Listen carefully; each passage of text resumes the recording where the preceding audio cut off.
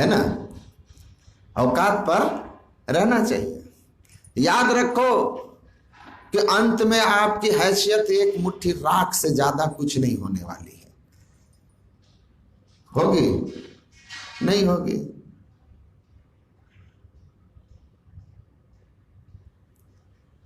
तो सम्मान बहुत मिलने लगता है और आप अपने अंदर की ओर नहीं झांकिएगा तो लोग कहेंगे अरे पापी तो पहुंच गए। जी नहीं, अपनी ओर निहार तुझे क्या परी परारी। सामने वाला श्रद्धा से मुझे कहे कि बाबा पूर्ण हो गए, तो जमराज अगर मैं अंधकार में हूं तो छोड़ देगा? आपके सर्टिफिकेट से हमको जमराज पकड़ना और छोड़ना मानेगा? और आप हमको कहिए कि एकदम अंधेरा में सड़ रहा है और हम प्रकाश में शब्द या निशब्द में हो, तो किसी जमराज की हिम्मत है हमको पकड़ लेगा? है ना? तो ना मेरे सर्टिफिकेट से आपको कुछ बिगड़ने बनने वाला है, जमराज पर कोई फर्क पड़ने वाला है, ना आपके सर्टिफिकेट से हमको। तो आप हमको कह दे पूर्ण पुरुष हैं, तो हम तो यही याद रखते हैं कि ये तो पूर्ण कह दिया, जमराज मूंगदड़ लेके इंतजार में है ना? तो अपनी ओर झांकते रहिए। सामने वाला श्रद्धा से बहुत कुछ कहेगा, आपको देखते रहना है। आप भीतर देखते रहिए, वो कहेगा ये एकदम निर्विकार हैं। आप देखिए कि 2 दिन पहले ही उस पर गुस्साए थे, क्रोधी तो हैं हम। तो अपनी ओर देखना है। तो आया निंदक और विरोधी आपके साधना के जांचने के थर्मामीटर हैं भाई। क्रिटिसिज्म किया और आपके अंदर कितना उबाल आया, उस हिसाब से तय कर लीजिए कि आपकी साधना में कितना प्रगति हुआ, ध्यान में कितना बढ़े हैं, ध्यान में कितना पाए हैं। निंदक की निंदा पर आपका प्रतिक्रिया क्या है, इससे आप खुद तय कर लीजिए भीतर की गर्मी आपकी कितनी टेम्परेचर चढ़ रहा है, पकड़ लीजिए। तो ये जो निंदक होते हैं, ये जो विरोधी होते हैं, ये जो आलोचक होते हैं,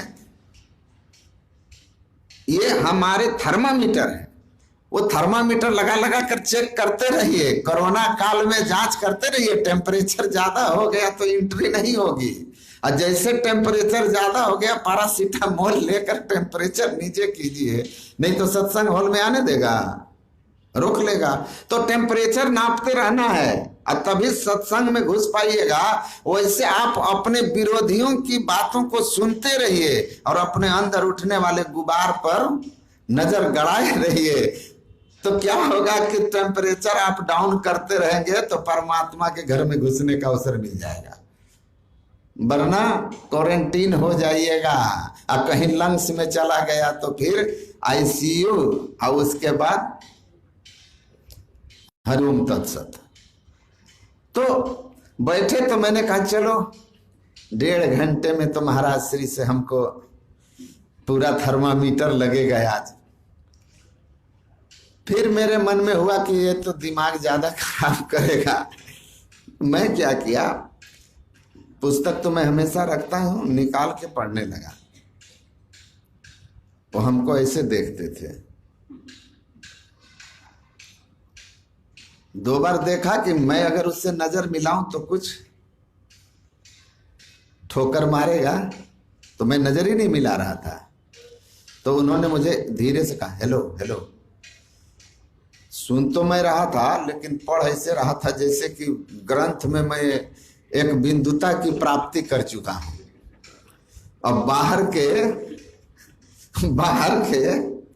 जो सदगुरु महाराज कहते हैं ना, साधन में पग जाए अति गंभीर हो, या तन की सुधि ना रहे धीर वर वीर सो, सांझ भोर दिन रैन कछु जाने नहीं, अरे हारे में ही बाहर जड़वत रहे माही चेतन सही। मतलब संसार से उपराम है, लेकिन अंदर अंतराकाश में जागा हुआ है, आनंद में है। मैं एकदम एकाग्र हूं। वो हेलो हेलो 2 बार कहा, हमने देखा ही नहीं, लेकिन वो बोलते हैं ना एक भाषा जिद्दी, तो वो टाइप का था। जब 2 बार बोलने के बाद मैं नहीं बोला, तब उसने मेरे से जंघा के पास अंगूठा रख के से दबा के बोला हेलो। तब मुझे लगा कि समाधि नाड़ी को इसने दबा ही दिया तो समाधि तोड़ ही देनी चाहिए। ये नहीं मानेगा, ये नहीं मानेगा तो समाधि तोड़नी चाहिए। मैंने तोड़ दी समाधि। मैंने बड़ा मैं ऐसे कहा कि ऐसे भी सोचेगा कि ये भी मेरा भाई ही है, चुप हो जाएगा। तो मैं थोड़ा सा ऐसे किया कि समझेगा कि ये भी थोड़ा मेरे ही टाइप का है। लेकिन वो हमको ऐसे देखा, कहा मैं आस्क यू समथिंग। वो मैं अंग्रेजी की किताब पढ़ रहा था ना, तो वो मुझे कहता मैं आस्क यू समथिंग। तो हमने ऐसे किया, मतलब बेचारा की तरह लगा पूछ। तो हमको कहता है tell me one thing, does God exist or not? Does God exist? क्या ईश्वर है? मैं समझ गया नास्तिक पक्का है, और ना है ईश्वर इस पक्ष का ये बहुत बड़ा लॉयर है, वकील है। इसने बड़े ड्राफ्टिंग किए होंगे और बड़े बड़े आस्तिकों को इसने पछाड़े होंगे। इसको आज फिर एक मिल गया है साधु। अब ये सोचता है ये 1.5 घंटे का टाइम पास करें, थोड़ा इसको रगड़ दे कस के। इसको भी हम समझ गए कि इसके सारे अस्त्र शस्त्र ईश्वर नहीं है के पक्ष में है। हैं कहेंगे तो वकालत शुरू होगी। मैं तुरंत समझदारी से काम लिया और कहा I am not interested whether God exist or not.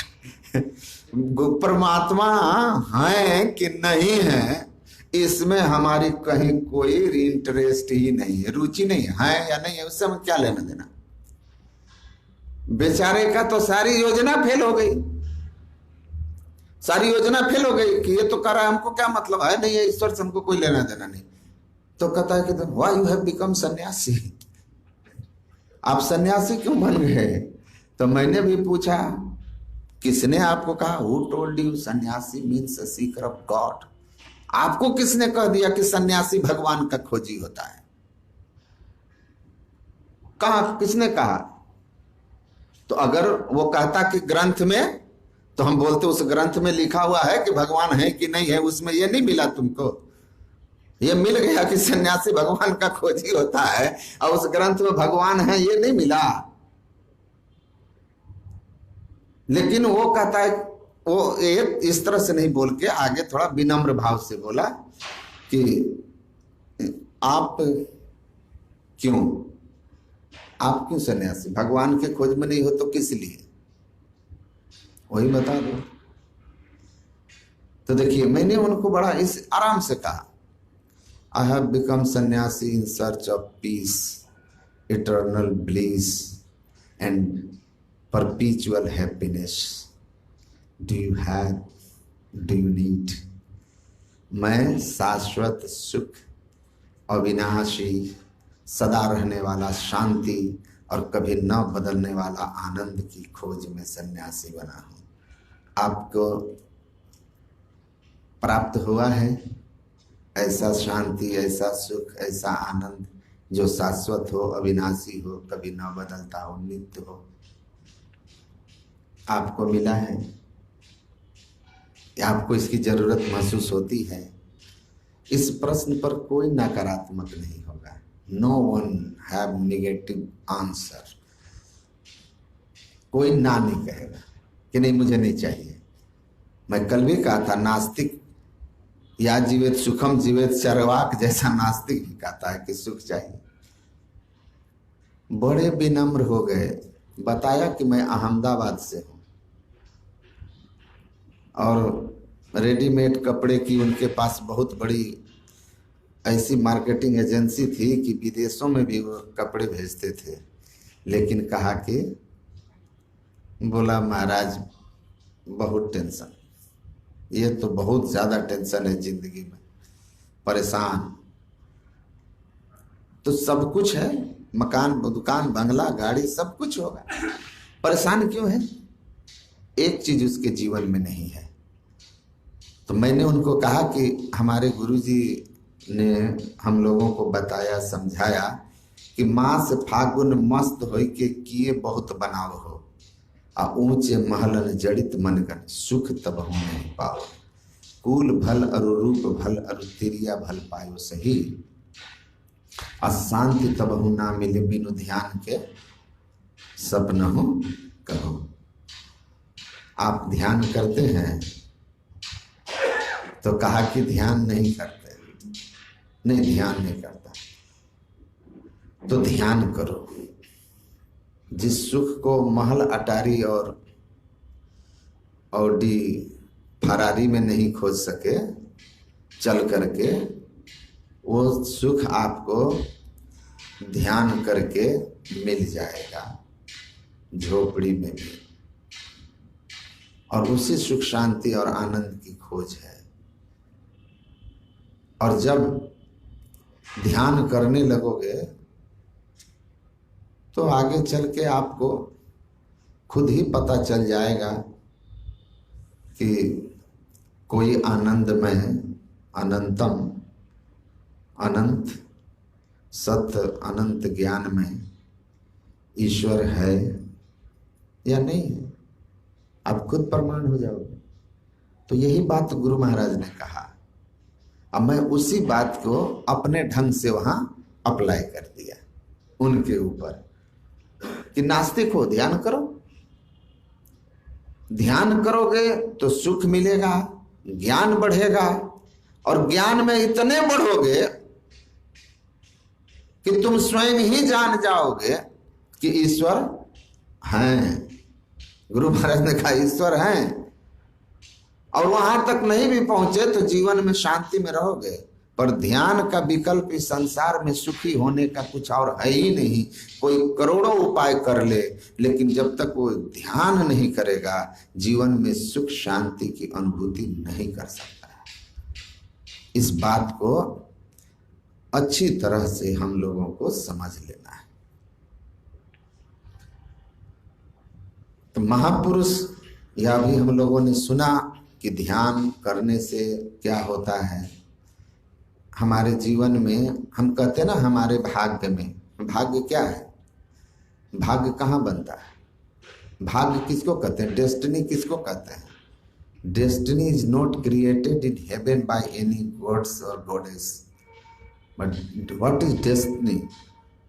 Destiny is nothing but our previous result of our previous karmas. हमारे पीछे के किए हुए कर्म, पीछे के जन्म के किए हुए कर्म, शुभ और अशुभ हमारे भाग्य बन के आते हैं। इस जन्म में हम स्वयं उसके जिम्मेवार होते हैं, वो हमारे हाथों होता है। स्वामी विवेकानंद जी कहते हैं कि ऐसा तुम्हारे जीवन में कुछ भी नहीं घट सकता जिसके लिए तुम स्वयं जिम्मेवार ना हो। तुम स्वयं जिम्मेवार ना हो। As you sow you reap. जो बोओगे वही काटोगे। आपे बीजे आपे पावे, नानक हुक्मी आवे जाए। कर्म ना जायते जंतु कर्म नैव विलीयते, सुख दुखम भयम क्षेमम कर्म नैव विपद्यते। हमारा कर्म। कई लोग ऐसा समझते हैं, कहते हैं कि भगवान की इच्छा से। याद रखिए, भगवान आपको सामर्थ्य शक्ति देते हैं,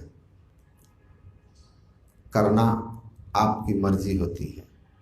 अगर सब कुछ भगवान ही तय कर देते तो फिर भगवान हमसे पाप करा के, कोई जज हमको कहे मर्डर करो और फिर कहे कि फांसी देंगे, वो जज को आप कहिएगा न्यायकारी है? पावर हाउस से आपके घर में बिजली आई, ये भगवान है। लेकिन उस बिजली के प्रकाश में आप सदग्रंथ पढ़ोगे कि कुछ और पढ़ोगे? टेलीविजन देखोगे तो उसमें क्या देखोगे? उस बिजली का उपयोग आप किस रूप में करोगे? ये आपकी स्वतंत्रता है। कर्मण्येवाधिकारस्ते, भगवान ने आपको कर्म करने का अधिकार दिया है। और तब वो उस शक्ति आपको दे दी और उसका उपयोग की स्वतंत्रता आपको दे दिया कि आप उस शक्ति से विचारोगे कैसा। तुलसी यह तन खेत है, मन वच कर्म किसान, पाप पुण्य दो बीज हैं, बुने सुलिवे निदान। उससे आप, उस शक्ति से आप अपने मन को ब्रह्म चिंतन में लगाओगे, परहित में लगाओगे, दूसरों की भलाई सोचने में लगाओगे, या उससे आप पाप चिंतन में, बुराई दूसरे के चिंतन में, अपकर्म की योजना बनाने में खर्च करोगे। अपने मन, उस शक्ति से अपने मन को किधर चिंतन में लगाओगे, उसका फल ईश्वर देंगे। अपने वाणी को उस शक्ति से, जो शक्ति ईश्वर की आप में है, उस शक्ति का उपयोग आप दूसरे को ऐसी वाणी बोलिए, मन का आपा खोए औरों का शीतल करे, आप हूँ शीतल होए। ऐसी वाणी बोलिएगा कि ऐसी वाणी बोलिए जम के झगड़ा होए, ये आपको तय करना है। अगर जम के झगड़ा होए वाला वाणी बोलिएगा तो आप कर्म हुआ, उसका दंड मिलेगा। द्रौपदी महारानी को मिला, बहुत उदाहरण है, आपको पग पग पर मिलेगा।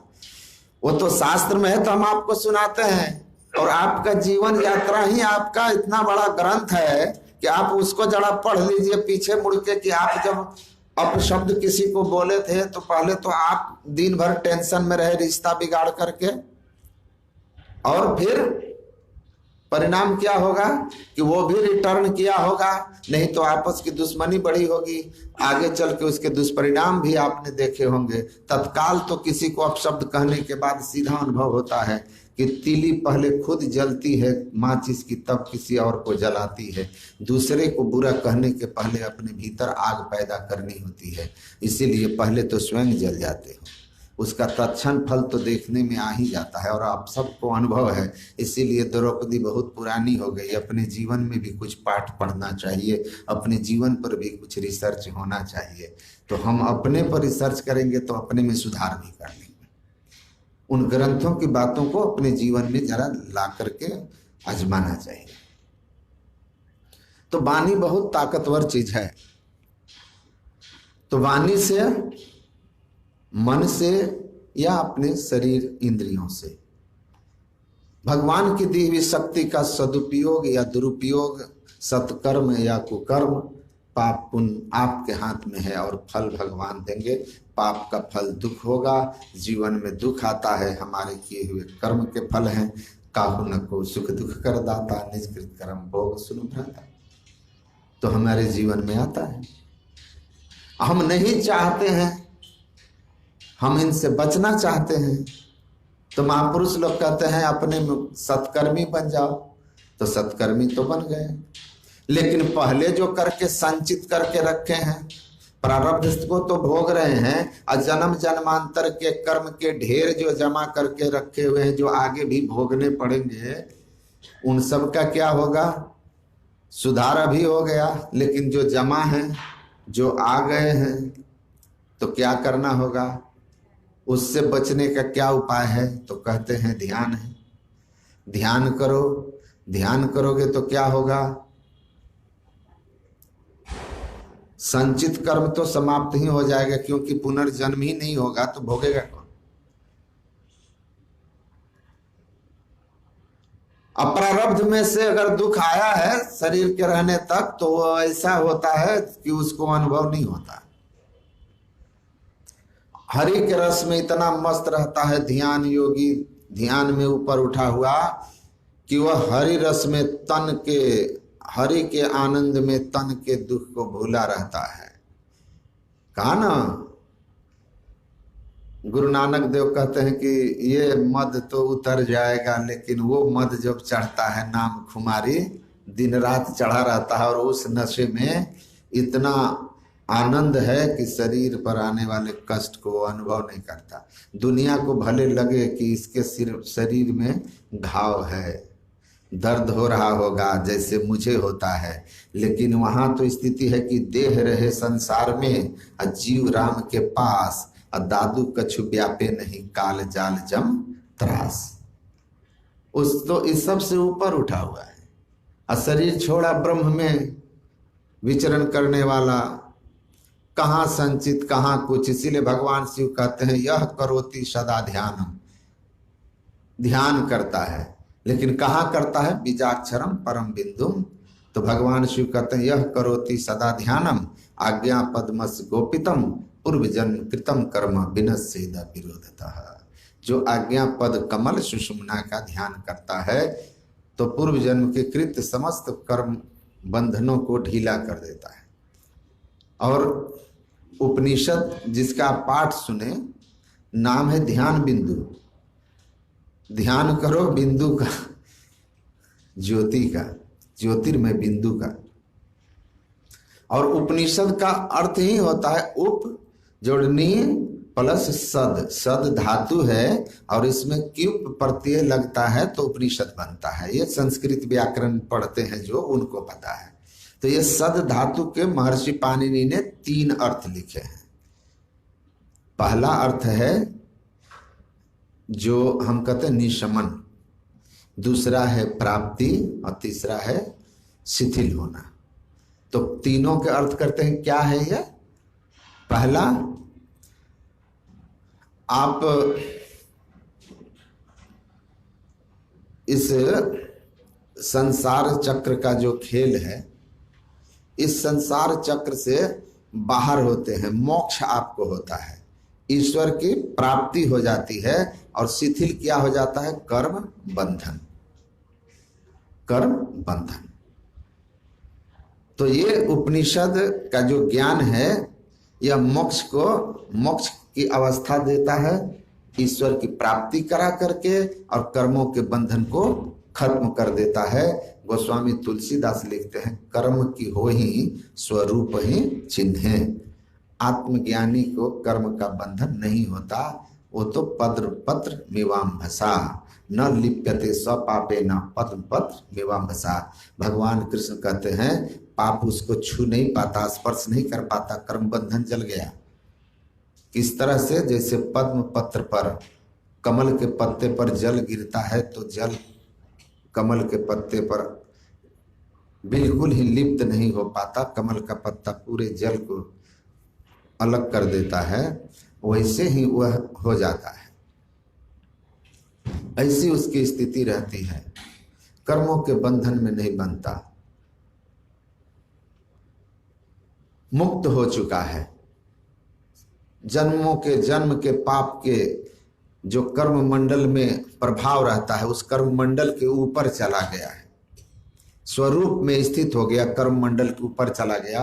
तो जहां कर्म की गति ही नहीं है, शब्द अनाहत जो रते दूजा नहीं उपाओ, अशून्य मंडल में रमी रहा जहां न कर्म लगाओ। ये गरीबदास जी महाराज कहते हैं, कर्म मंडल को पार कर गया जहां न कर्म लगाओ।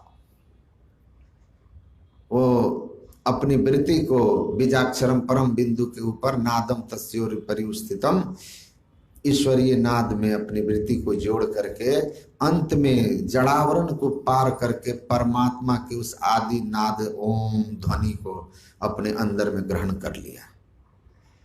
जड़ावरण उतर गया और जो उस ध्वनि में अपनी वृत्ति को लगाए हुए है उसको, उस वह जड़ मंडल में रहता ही नहीं, तो कर्म बंधन कैसे होगा? कितना सुंदर समझाते थे गुरुदेव कि भारत के कानून का जिस देश में विस्तार नहीं है, भारत के बाहर कोई आदमी यहाँ से अपराध करके गया ना, एक बम्बई बम कांड करके जो भाग गया, विजय माल्या घोटाला मार के भाग गया, कौन कौन भाग गए, भारत में घोटाला किए भाग गए, है ना। और एक दिन मैं टीवी में देखा कि वो माल्या जी टेलीविजन पर मैच देख रहे थे और पूरी भारत के प्रशासन और जज तो देख ही रहे होंगे उनको, लेकिन अरेस्ट कर सकते थे। क्यों? क्योंकि भारतीय सीमा के बाहर जाने पर उस पर भारतीय कानून लागू नहीं होता। वैसे कर्म मंडल जड़ावरण मंडल में है, कर्म क्षेत्र में आप हैं, कर्म मंडल में हैं, तो आप पर कर्म का प्रभाव होगा। कर्म मंडल के ऊपर चले गए तो आपको ऐसे ही देखेंगे टुक टुक, लेकिन कोई आपको पकड़ नहीं सकता, कर्म छू नहीं सकता। काया हंसा संग हो यावा जाता जोगी कि न पावा, गुरु गोरखनाथ कहते हैं। कोई नहीं देखेगा आपको, कोई कुछ नहीं कर सकता आपको, आप मुक्त पुरुष हैं। आनंद में शरीर रहने तक आनंद में रहिएगा, चेतन में अपनी वृत्ति को लगा करके, और शरीर त्यागने के बाद विदेह मुक्त हो जाइएगा। जड़ के सारे आवरण जो हैं, स्थूल शरीर, सूक्ष्म शरीर, कारण शरीर, महाकारण शरीर, ये चारों जड़ आवरण को पार करके केवल शरीर में अगर आपकी मौज है तो रहिए, और नहीं मौज है तो निःशब्दम परमम पदम में लय होकर के एकमेक हो जाइए। संत ज्ञानेश्वर जी महाराज 21 साल की उम्र में शरीर को त्याग दिए। मैंने पढ़ा, इसी महाराष्ट्र में हुए, शरीर को त्याग दिया। और उनके शिष्यों ने पूछा तो उन्होंने कहा मेरा काम था हो गया, मेरी शरीर की आयु तो लंबी थी लेकिन मुझे अब लगता है कि मुझे अब यहाँ रहना ठीक नहीं, तो मैं अब चला। तो 21 साल में ही शरीर छोड़ दिए। प्रारब्ध कहाँ उनको रोक सका। तो गुरु महाराज कहते हैं कर्म मंडल को पार कर जाने पर प्रारब्ध भी बांध के नहीं रखता, वो तो शरीर पर आता है। और स्वामी विवेकानंद समझाते हैं ना कैसे रहता है, शरीर चलता है। अगर रखते हैं महापुरुष तो शरीर उनका कैसे चलता है, स्वभाव से चलता है। जैसे कार का चक्का तेजी से घूमते घूमते कार से अलग हो जाए तब भी वो कुछ दूर तक दौड़ते रहता है, वैसे प्रारब्ध क्रियमान और संचित समस्त कर्मों के बंधन से मुक्त हो करके वो वैसे ही बस स्वभाव से शरीर चल रहा है, पर उसके अंदर कोई फोर्स नहीं है कर्म बंधन का जो उसको खींच रहा है। वो मुक्त पुरुष है। जली हुई रस्सी, देखने में रस्सी लगती है पर वो बांधने में सक्षम नहीं है। वैसे ही वह संसार में कर्मरत हमारे आपके तरह दिखते हैं, लेकिन कर्म का बंधन उनके ऊपर नहीं होता है। मुक्त पुरुष है। तो ध्यान की इतनी महिमा है कि भगवान कहते हैं मुहूर्तमपि योग गच्छेन नासाग्रे मनसा सह सर्वम तरति पापानाम तस् जन्म सतार्जितम। सैकड़ों जन्म का पाप एक बार दोनों दृष्टि की धार सुषुम्ना में जाकर अंतः प्रकाश का दर्शन कर लिया तो 100 जन्म के पाप को नष्ट करने में वह प्रकाश, सुषुम्ना के दर्शन के प्रकाश में इतना सक्षम, इतना बल है। अश्वमेध सहस्राणी वाजपेयी शतानि च। सैकड़ों अश्वमेध जग और हजारों वाजपेयी जग जैसे दुर्लभ जग जो आज संभव नहीं है करके कोई जितना पुण्य अर्जित करता है, सुषुम्ना ध्यान करने से, इस बिंदु ध्यान करने से और उस बिंदु के एकमात्र एक झलक मिलने से, उस बिंदु में प्रतिष्ठित हो जाने से जो पुण्य होता है उसके 16वें अंश के बराबर 100 वाजपेयी हजार अश्वमेध यज्ञ का पुण्य नहीं है। और ये हमारी बात नहीं है, ये वेद उपनिषद और कृष्ण आदि के ज्ञान है और इस पर आपको विश्वास करना चाहिए। आप अगर वैदिक धर्मावलंबी हैं, अगर आप नहीं करेंगे तो किससे आप उम्मीद करते हैं कि आपके धर्म ग्रंथों का आदर करें और उसको अपने जीवन में उतारे? कौन, किससे अपेक्षा होगी आपकी? तो इतनी इसकी महिमा है और इतनी इसकी सुंदर व्याख्या अंदर की सारी यात्रा ऋषियों ने की, उसको देखा और देख करके उस ज्ञान को हम लोगों के सामने रखा है। कहे ना एक विद्यार्थी, पूज्यपाद महर्षि संत सेवी जी महाराज कहते हैं कि एक बार एक साधु के पास एक विद्यार्थी आया और कहा कि बाबा आप मोक्ष धाम को देखे हैं, ईश्वर के परम धाम को देखे हैं, ईश्वर हैं? तो उन्होंने कहा कि हाँ, परम धाम भी है, ईश्वर भी है, मुक्त मंडल भी है। तो कहा कि हम कैसे मान लें? कहा कैसे नहीं मानोगे? अमेरिका को मानते हो कि नहीं मानते हो? तो कहा कि हाँ। तो अमेरिका कहीं गए हो? तो कहा कि नहीं, अमेरिका नहीं गए हैं। तो क्या अमेरिका का नक्शा तो है ना, विश्व के नक्शे में अमेरिका है, जो देखे हैं वो नक्शा बनाकर बताए हैं कि हाँ अमेरिका है। तो गए नहीं हो, नक्शा देखकर मानते हो कि अमेरिका है? तो हाँ। तो वैसे ही मैं गया हूँ, मैं तो नहीं गया, वो महात्मा कहते हैं मैं तो नहीं गया, एक मेटाफर है ये, मैं तो नहीं गया लेकिन जो गए हैं वो नक्शा बनाए हैं। कहा कौन बनाए हैं? तो पिंड माही ब्रह्मांड का नक्शा। वो कहते हैं महर्षि में ही परमहंस जी महाराज भागलपुर कुप्पा घाट के एक संत हैं जो वहाँ पहुँचे और उन्होंने नक्शा बनाया। पूज्यपाद के प्रवचन में है ये कि नक्शा बनाया है और उसमें उन्होंने दिखाया है कि कैसे पहुँचते हैं। तो कहता है कि वो तो नक्शा बनाया है ठीक है, लेकिन अमेरिका के बारे में तो है कि हम यहाँ से अभी दिल्ली जाएंगे और दिल्ली जा करके हवाई जहाज पर बैठेंगे, हवाई जहाज चलेगा और हम अमेरिका पहुंच जाएंगे। वहां तो साधन भी बताया है। तो कहा उन्होंने भी इसी तरह बताया है कि कैसे कैसे जाओगे। हवाई जहाज बीच में कभी इंग्लैंड में उतरेगा तेल लेने के लिए, फिर आगे उड़ेगा।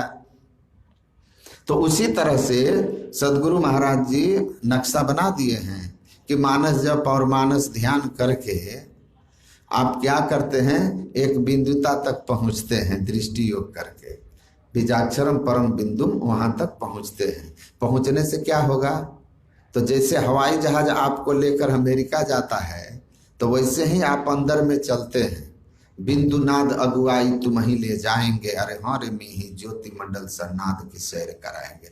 बिंदु नाद रूपी जहाज पर आप बैठ गए तो चलते ने बाट न पाई, अब बैठे ने रास्ता काटा। जो चलता है उसको रास्ता नहीं मिलता, जो प्लेन में बैठ जाता है, चलता प्लेन है पहुंचता यात्री है।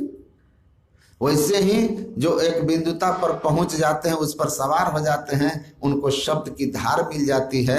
और शब्द की धार पर जो सवार हो जाते हैं, प्रकर्षण उस्माना मोक्षम इति प्रणवः, हवाई जहाज की तरह खींच करके उड़ करके और उसको ले जा करके मोक्ष में पहुंचा देता है। और जैसे अमेरिका जाने में बीच में प्लेन कहाँ कहाँ लैंड करेगा, या कोई ट्रेन जा रही है तो कैसे जाएगा, जहां भी जाओगे तो उसके स्टेशन हैं, वैसे ही उन्होंने स्टेशन भी दिखा दिया है कि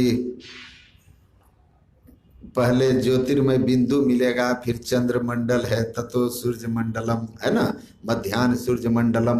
वेदांत दर्शन में जो अंतर में सारी व्याख्या हुई है, तो वो सारा कुछ उन्होंने भी लिख करके उस नक्शे में पूरा दिखा दिया है। अब सुने भी अभी पाठ में कि सुरति दरस करण को जाति तकती तीसर तिल खिड़की, ज्योति बिंदु ध्रुवतार इंदु लखी लाल भानु झलकी, अब विविध बजत विविध विधि अनहद सोरा 5 मंडलों की। तो एक एक मंडल स्टेशन के तरह हैं और उनके बढ़ते जाओ, एक बिंदुता, चंद्रमंडल, सूर्य मंडल, सुन महासुन भंवर गुफा उटपु हो, चैतन्य मंडल निःशब्दम परमम पदम। तो अंतर पथ का भी सारा स्टेशन, सारे जो दर्शन के अलग अलग जो भी अलग अलग अंदर के स्थान हैं, यात्रा के क्रम में अंतर पथ पर चलने के क्रम में मिलते हैं, सब कुछ पिंडमाही ब्रह्मांड के अंदर में लिखा गया। और संतों ने उसकी व्याख्या की है। वेदांत में भी लिखा है आदो तारकवत दृश्यते, सबसे पहले तारावत दिखता है, जिसको हम ज्योतिर्मय बिंदु कहते हैं। तेजो बिंदु परम ध्यानम बीजाक्षरम परम बिंदु, तो वो दिखता है। सदगुरु महाराज भी कहते हैं वो दिखता है। तो आप जैसे जैसे ऊपर उठते जाएंगे, चंद्रमंडलम सूर्य मंडलम, जा अमुख या सूर्य अमित अंधार है, तैसो सूर्य महान चंद हद पार है, कोट भान छवि तेज उजाली, तुलसी साहब कहते हैं। और पलटू साहब कहते हैं कि अंदर में चंद्र सूर्य सब दिखता है, और ऐसा वह सूर्य है, वो चंद्र है, सब अंदर में है। वो अंतर मोक्ष धाम की यात्रा करने में मिलता है। तो आप चलिए, इस सूर्य से वो सूर्य बड़ा चमकीला है, लाख तसद्दुक अफ्ताब तसद्दुक लाख है जी, पलटू हु आवाज आवे वहां मेरा मन मुस्ताक है जी। तो इस सूर्य से करोड़ों गुना चमकीला प्रकाशवान ज्ञानवान सूर्य है, जिसके दर्शन से काम क्रोधादि विकार समाप्त होते हैं। इन सब बातों का सभी धर्म शास्त्रों में संतों की वाणियों में वर्णन है। तो संत समझाते हैं कि आप अपनी वृत्ति का सिमटाव कीजिए, एक बिंदुता के साथ आपका बाट खुली तब जानिए, अंतर भया उजास, अंतर जगत उजाला हो जाएगा, उस उजाले प्रकाश हो जाएगा, अंतर पथ खुल जाएगा। उस पर गुरु की बताई युक्ति से आप आगे की ओर बढ़िए। एकांगी और उभयांगिक समाधियों का आनंद लेता हुआ सब विकल्प और निर्विकल्प समाधि तक की यात्रा करना है। ये सब साधना के अंदर की अनुभूतियां हैं जो संतों ने वर्णन किया है, ऋषियों ने वर्णन किया है। तो पूरा अध्यात्म का पथ जो है वैज्ञानिक पथ है। जैसे बाहर कहीं यात्रा जाते हैं तो उनके जाने के सारे कुछ बता दिए जाते हैं, लैंडमार्क्स दिखा दिए जाते हैं कि यहाँ जाके ये लैंडमार्क मिलेगा तो ऐसे जाना है, अंदर पथ का वैसे ही सब लैंडमार्क देख करके कहा है। देख करके उन्होंने देखा, मैं कहता आँखन की देखी, ये संतों की ज्ञान है, संत आँख देख कर कहे हैं, पूरा वर्णन वैज्ञानिक है। ग्रंथ देख करके लिख देंगे, जान नहीं पाएंगे। मैं अपनी वाणी को विराम देता हूँ। 1-2 मिनट का संस्मरण है। जो जगदीश काश्यप थे, प्रिंसिपल VC थे नालंदा इंस्टीट्यूट के, बौद्ध पाली भाषा के बहुत बड़े विद्वान, और भगवान बुद्ध पर उन्होंने अभिधम पिटक पर उन्होंने बहुत मोटा 5000 पन्नों का टीका लिखा था। तो वो बार बार कहते थे कि भगवान बुद्ध की मैंने 5000 पन्नों में सेवा की है।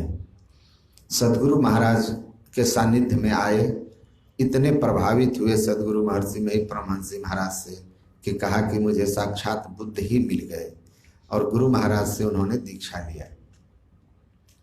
एक दिन पूज्यपाद जिनकी पावन जयंती समारोह है, उन्होंने जगदीश काश्यप जी से पूछा कि आपने ये एकांगी और उभयांगी समाधि क्या है? तो उन्होंने कहा कि आप कहाँ पढ़े हैं? तो पूज्यपाद ने कहा कि भगवान बुद्ध की जो सेवा आपने 5000 पन्नों में की है, उसी पन्ने में पढ़ा है, मतलब आपने ही लिखा है। तो हंसने लगे और कहे, लिख तो दिए हैं लेकिन हम खुद भी समझे नहीं हैं, मतलब कलछी ही हैं। तब पूज्यपाद कहते हैं कि समझे नहीं, बस लिख दिए। तो हाँ। फिर उन्होंने कहा कि आप कृपा करके बता दें। तो पूज्यपाद कहते हैं कि जब साधक अपनी वृत्ति को समेटता है और समेटने में एक बिंदुता तक पहुंच करके प्रकाश में जाता है और प्रकाश की साधना कर रहा होता है, प्रकाश का दर्शन कर रहा होता है, तो केवल वह प्रकाश को देख रहा है और शरीर संसार से ऊपर उठ गया है प्रकाश में, शरीर से ऊपर है। शरीर माही बाहर जड़वत रहे, शरीर से जड़वत हो गया है, मृतक के समान हो गया। नानक जीवतिया मरी रही है, ऐसा जो कमाइए। शरीर मृतक भाव में, मतलब सुख दुख से ऊपर उठा हुआ है, सांस प्रश्वास की गति बंद है, बिल्कुल मुर्दा सा है, लेकिन भीतर से चेतनता है, तो प्रकाश में है। तो बाहर के लिए समाधि है, क्योंकि संसार सुप्राम है और दर्शन प्रकाश का कर रहा है। तो एक प्रकाश के दर्शन का सुख ले रहा है संसार से उपराम होकर के, इसको एकांगी समाधि कहते हैं। और उभयांगी समाधि क्या है? कहते हैं कि प्रकाश के साथ जब वो शब्द साधन करने लगता है और लखत सुनत सुख लहत अद्भुति में ही प्रभु मिलते। देखने के साथ साथ जब नाद अनुसंधान की क्रिया शुरू कर देता है, शब्द साधना गुरु की युक्ति से करता है, तो एक निश्चित समय तक वो देखता सुनता है, दोनों होता है। इसको उभयांगी समाधि कहते हैं। तब उन्होंने कहा कि ऐसी व्याख्या तो कोई देखने वाला ही करेगा, जो अंदर गया नहीं वो तो बाहर की विद्वत्ता की भाषा में लिखेगा।